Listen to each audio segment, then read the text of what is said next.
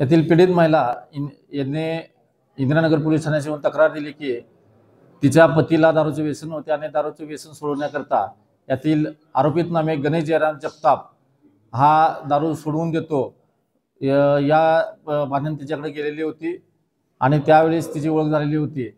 गेले 14 वर्षापासून सदर महिला गणेश जयराम जगताप या बंधूबाबाकडे राहत होती आणि त्याने तिचं वेळोवेळी शारीरिक शोषण केलेलं आहे अशा प्रकारची तक्रार दिल्याने आमच्याकडे गुन्हा नोंद केलेला आहे।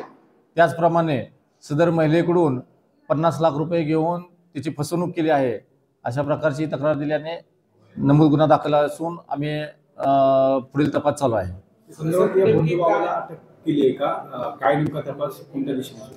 बंधूबाबाचा शोध चालू आहे। आम्ही लवकरात लवकर त्याला अटक करून पुढील तपास करीत आहोत। जमिनीतून सोनं काढून देतो असं तिला आम्हीच दाखवलेलं होतं। त्यानंतर ते तिच्या जाळ्यात अडकल्याने ते शरीर संबंध वारंवार केल्याने ते ब्लॅकमेल करत गेला। गेले 14-15 वर्षापासून सदर महिलेला तो सोनं काढून देण्याच्या बहाण्याने वेळोवेळी तिच्याशी शारीरिक संबंध ठेवलेले आहेत आणि नमूद आरोपी आता सध्या फरार असून आम्ही त्याचा शोध चालू आहे। लवकरात लवकर अटक करून आम्ही पुढील तपास करणार आहोत। सदर घटनेमध्ये अनेक लोक फसले असण्याची शक्यता आहे, त्या दृष्टीने आमचा तपास चालू आहे। अनेक महिलाही यामध्ये बळी पडलेल्या असू शकतात, त्या दृष्टीने आम्ही तपास करीत आहोत।